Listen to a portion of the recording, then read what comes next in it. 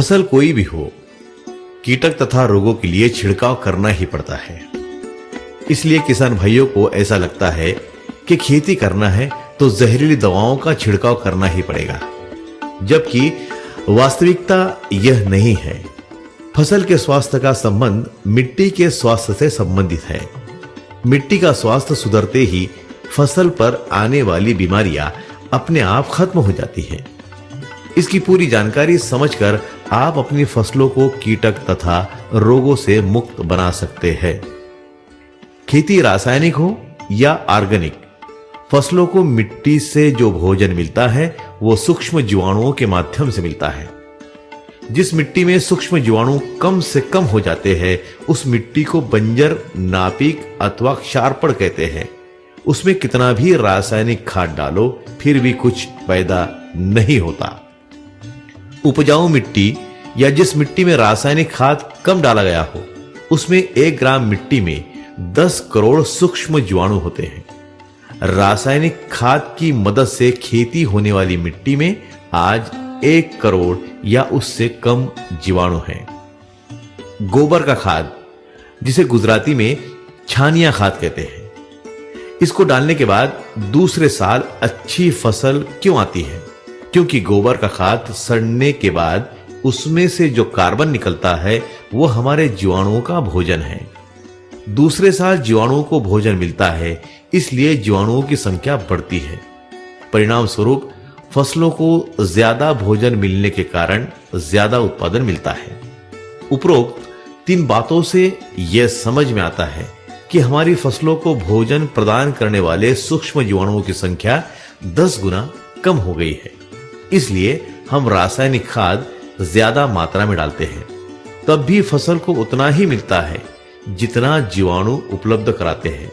मतलब आज की खेती व्यवस्था में जीवाणुओं की संख्या कम हो जाने के कारण फसलों को भोजन कम मिल रहा है। आवश्यकता से कम भोजन का मतलब है कुपोषण। कुपोषण के कारण फसलें कमजोर हो जाती है, इसलिए उन पर कीटक तथा रोगों का अटैक होता है। जहरीली दवाओं के छिड़काव में कुछ कीटक तो मर जाते हैं, परंतु जो कीटक छिड़काव के बाद जिंदा रहते हैं उनमें जहरीली दवाओं की प्रतिकार शक्ति आ जाती है, फिर उनको मारना मुश्किल हो जाता है। एक और कारण है कुपोषण का। रासायनिक खादों के कारण मिट्टी कड़क हो जाने से, सूक्ष्म जीवाणु मर जाने से, मिट्टी में ऑक्सीजन समाप्त हो जाने से विषाणु पैदा होते हैं। ये विषाणु फसल की जड़ों से भोजन की चोरी करते हैं। परिणाम स्वरूप फसलों का कुपोषण होता है।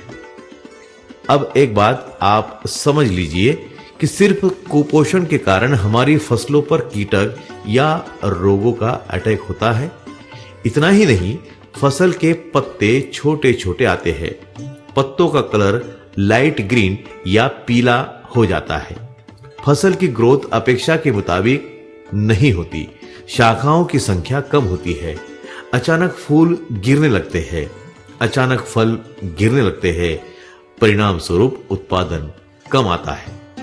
उपरोक्त सभी लक्षण हैं कुपोषण के, और हम कुपोषण का इलाज नहीं करते, हम लक्षणों का इलाज करते हैं।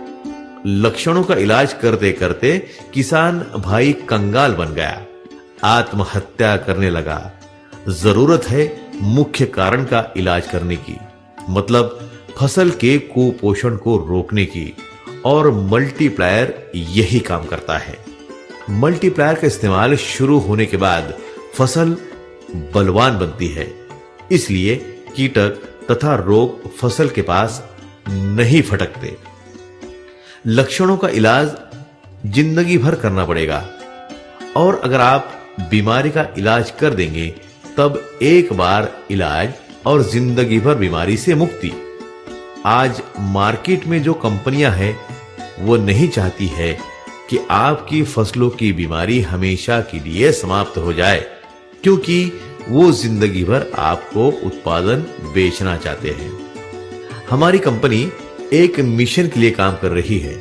यह मिशन है भारत के किसानों की फसलों को कीटक तथा रोगों से मुक्त बनाना, उनका उत्पादन बढ़ाना, उत्पादन खर्च कम से कम करते करते 5 से 7 साल में उत्पादन खर्च शून्य करना। मतलब भारत के किसानों को दुनिया का सबसे समृद्धशाली किसान बनाना। बहुत सारे लोगों ने किसान भाइयों को लूटा है, इसलिए किसी की भी बात पर विश्वास करना कठिन हो गया है। इसीलिए हम कहते हैं, आप हमारी बातों पर भी विश्वास मत करिए, परंतु इस्तेमाल किए बिना आप मल्टीप्लायर की ताकत को भी जान नहीं पाएंगे। इसलिए आप 780 रुपए देकर 1 किलो मल्टीप्लायर या 100 रुपए देकर 10 ग्राम के 5 पाउच इस्तेमाल करके मल्टीप्लायर की ताकत का भी अनुभव ले सकते हैं।